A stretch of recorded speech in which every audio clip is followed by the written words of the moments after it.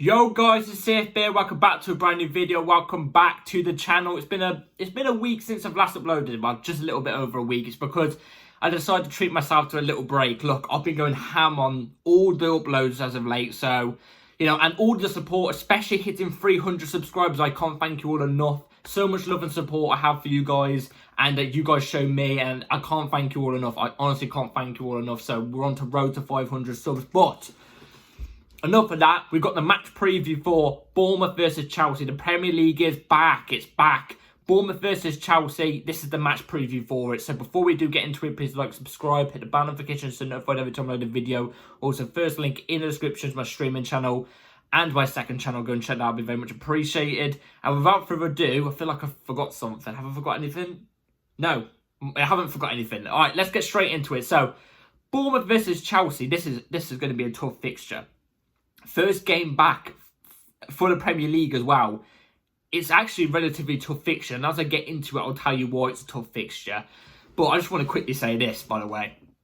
I did upload a video a couple days ago. I think it was last Monday, about the ownership situation. It got took down, not even a day after it was uploaded. So I apologise on that behalf. I don't know why it got taken down. There was no reason. It was just gone the day after. I don't know.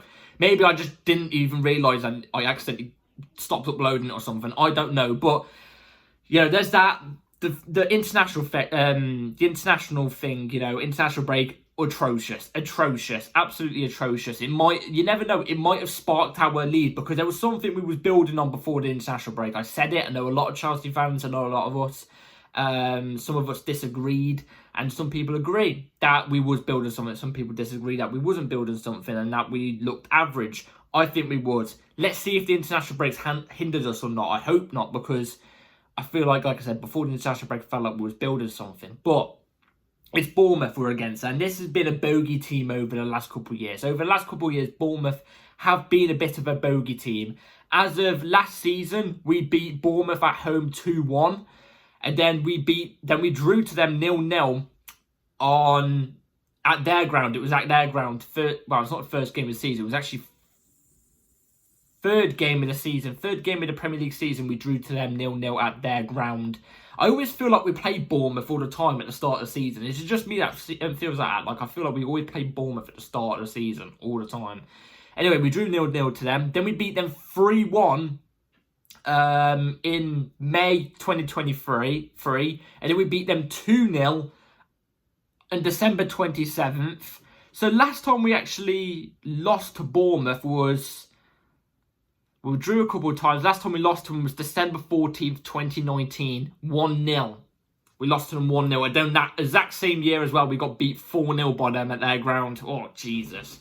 I think that was under, no, it wasn't under Conte, it was under Sarri. It was, I think.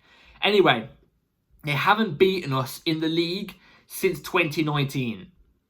Now, I hope there's no spanner in the works here. I hope there's no spanner in the works, because usually in that sense, when we play these type of teams that yes, over the years, they have been a bogey team for us. I know what I've basically just said is kind of contradicting myself. They have been a bogey team to us over the years, but we have got the results against them, and performances haven't really shown it in that sense. But last time they beat us was 2019. When we play these teams that we tend to always beat, despite the performance or not, there's always somewhere, at some point, we will lose to one of these teams. At some point we will. Is it going to be tomorrow? I don't think so. Well, I hope not. But there's a potential. They've got some very, very good players, Bournemouth.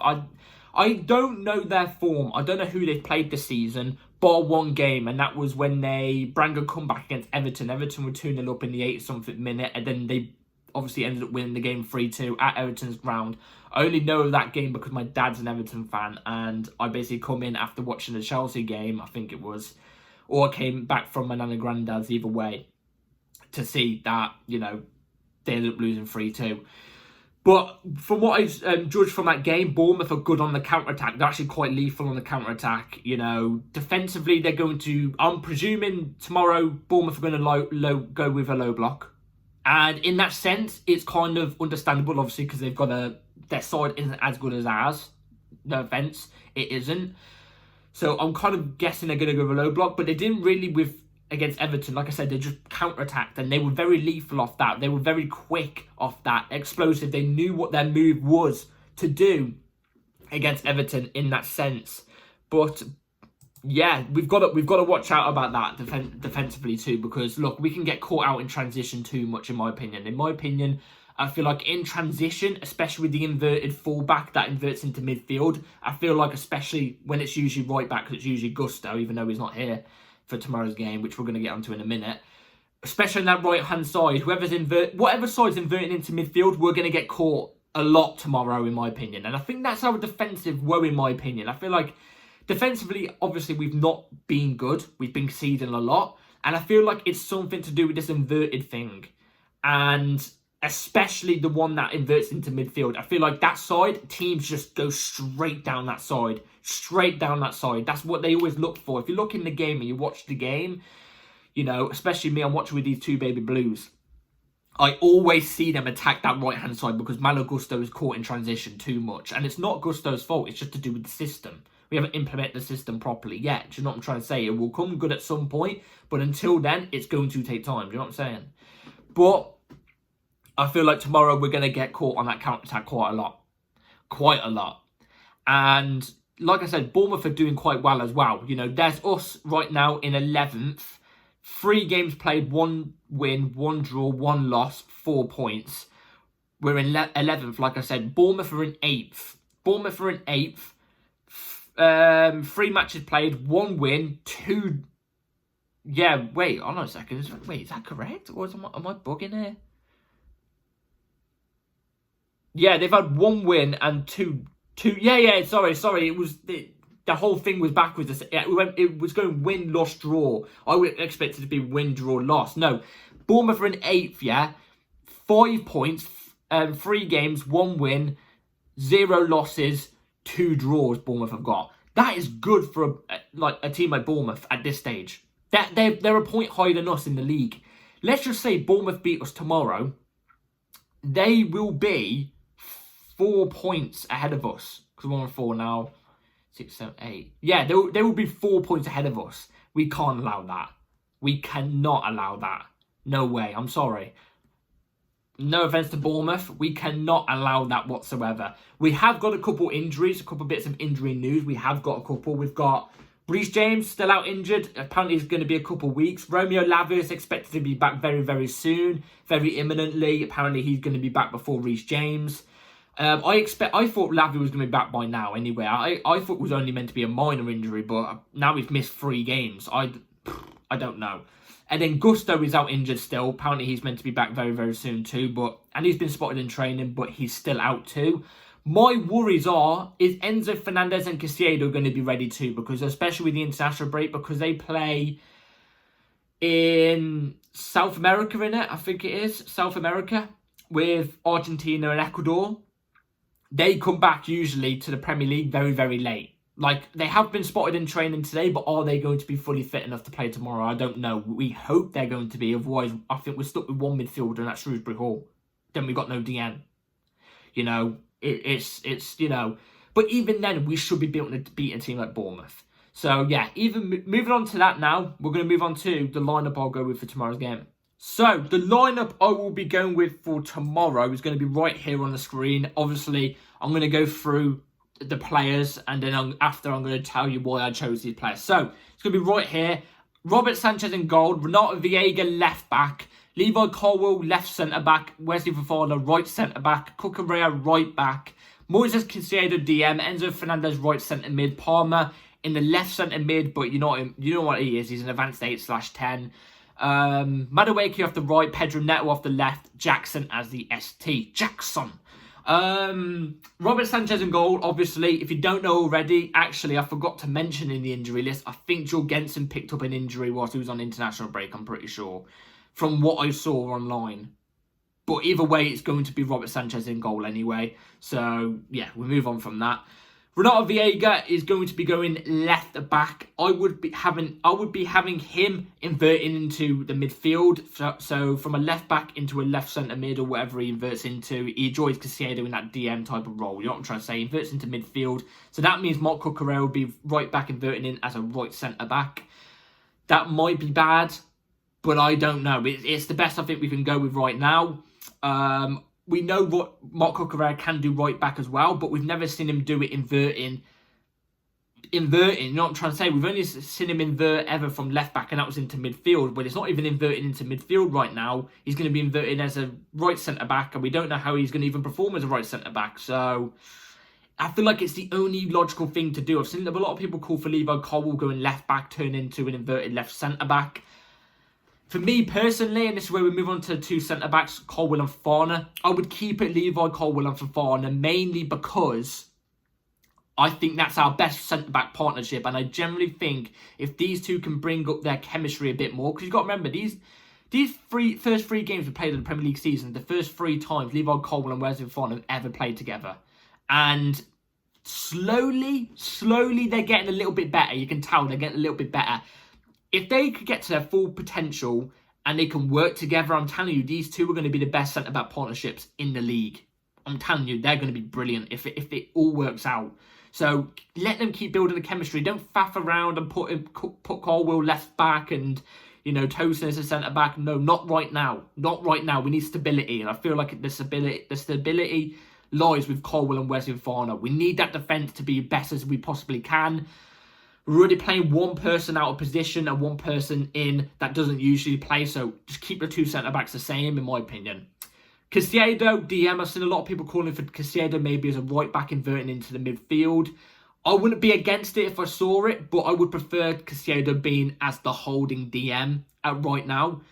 Against a team like Bournemouth, he will handle it as well. I think he had quite a good game against Bournemouth last time I remembered. So play him against Bournemouth. Enzo Fernandez, right centre mid. I want to see, admittedly, look, I defend Enzo Fernandez a lot because I do like Enzo Fernandez. I see the quality player that he is and the potential he has. It seems like with a lot of players, I'm going to say the potential, but he is a quality player. We see it. We just need to see him a lot deeper. Why do I say that? Because I watched one of the friendlies that Argentina played during the international break that recently just happened, and Enzo Fernandez playing as a deeper role. What I've been screaming the whole time, so we can see the whole pitch. You know what I mean? And he dropped a flawless... He didn't drop a flawless performance, but he was amazing. He was brilliant for Argentina. You look at the way Argentinian fans were screaming about his performance. He needs to see the whole pitch. We need to play away so Enzo Fernandez is a lot deeper. He can push up at times, but prefer him to be a lot more deeper so he can control the game. We need him there. We need him there. If we can get Enzo Fernandez ticking, I'm telling you, he will get things clicking. He will. Cole Palmer, self-explanatory. He didn't even go on the international break with England. I think he wanted to stay just in case, which I kind of like from Palmer. And look, he's been on form. He's been on form. What is it? 1 goal, 4 assists, or 1 goal, 5 assists, or something like that. He's on form. You keep playing him, but I feel so bad for players like Felix, who has come to Chelsea and he's made 2 appearances and they've both been off the bench. It's nothing to do with Felix, it's just to do with how good Palmer's been. And the same with Nkunku. Nkunku's just had appearances off the bench. Maybe apart from the first game of the season, I think he started that one. But then again, it's not their fault. It's Palmer being that good. Do you know what I'm trying to say? It's weird because we've got depth in that 10. In that 10, we've got depth. But this is my struggle. 3 players in one position, you know me, I'm not a big fan of it. But either way, Palmer I'd start. Pedro Neto was well off the left wing. I saw his pace for Portugal in the international break versus somebody, I forgot who it was, and his pace where he hit the bar, my God, looked very dangerous. Like Mudryk on steroids in a sense, and Mudryk is quick. I'd have Pedro Neto starting this game in my opinion. I think he's that good. I think he deserves another start for us. He's still getting used to the team and everything. You've got to remember that. We have got Sancho. I forgot to speak about Sancho. We have got Sancho. I wouldn't start him tomorrow, though. You don't just walk into the team. You need to earn your place in the team. And if he's going to come off the bench tomorrow, I can guarantee it. And I want to see him, thrive. I want to see him do something. But he's going to be competing, in my opinion, with probably Noni off the right-hand side. So, yeah, Pedro Neto in. That's where we move on to Noni. Noni gets in. So a lot of people say, nah, drop Noni, put Sancho in. Based off what? Based off what? Noni getting a hat-trick 2 games ago. He's still on form. He got an assist in his England debut. Based off what drop Noni? I don't really know. Don't understand. I don't even have to say anything about Noni. Self-explanatory. First time I've said that in a while. Self-explanatory. Keep him in. If he's not in the starting 11 tomorrow, I'm not going to be happy. Jackson up front. Jackson signed a new deal at Chelsea, a new contract deal, which I did speak about in my last video, but it wasn't officially confirmed at that time, but it has been officially confirmed. I think it was today. Yeah, it was today. He signs a contract till 2033. I'm happy for Jackson. I'm just hoping he bags more goals. He's looking better this season than he was last season. There's a couple things he looks like he's implemented into his game that I quite like. And I hope to see tomorrow too. I hope to see him score tomorrow as well. So that's it for my lineup tomorrow. Let me know in the comments down below what you would go with. So the starting 11. Oh, starting 11. Jesus Christ. My apologies. The prediction I'm going to go with for tomorrow. Like I said, it's not going to be an easy game. This is meant to be our easy run. It's not going to be an easy game. We cannot take this game lightly whatsoever. Home or away, we can't take it lightly. Like I said, they're very good at counter-attacking. We, in my opinion, need to be more stable defensively, especially on whatever hand side is inverting into midfield. We need to make sure that place is locked down. And the midfielder is getting back and maybe not pushing up as much, because if we do, we're going to get caught on transition too much. And like I said before, Bournemouth are very good on transition. I've seen it. They're very good. It's not going to be easy, but I'm going to go with Bournemouth 1, Chelsea 2. I'm going to go Bournemouth 1, Chelsea 2. We need to get points on the board. Look, I know we're not going to be in a title race this season, but I would like to hope that maybe we could. You know, maybe there's something to play for. Do you know what I mean? Even the top 4 race, in my opinion, is mandatory. Which either way, we'd still need to get points on the board. Like I said, if we don't get points on the board tomorrow, Bournemouth are 4 points ahead of us in that case. But at the moment, it's only 1. Let's get more points, man. Let's get more points. We don't want United overtaking us as well. You know what I'm trying to say? We don't want them bums overtaking us. So, yeah. Anyway, thank you all for watching this video, guys. Let me in the comments down below what all your predictions are for tomorrow's game. So let me in the comments down below. I'm a little bit rusty. It's been 9 days, well, nearly 10 days since I've done a video. So bear with me. Video will be out tomorrow for the match review, which will be out late because kickoff is at 8 o'clock. 8 o'clock on Saturday. Weird time. But match review will be out an hour after kickoff, so be ready on the channel for that. So hit the bell notification so notified every time I upload a video. First, like and subscribe. I was going to say first link in the description. My bad. Like, subscribe, take care, have a good rest of the day and night, and yeah, peace.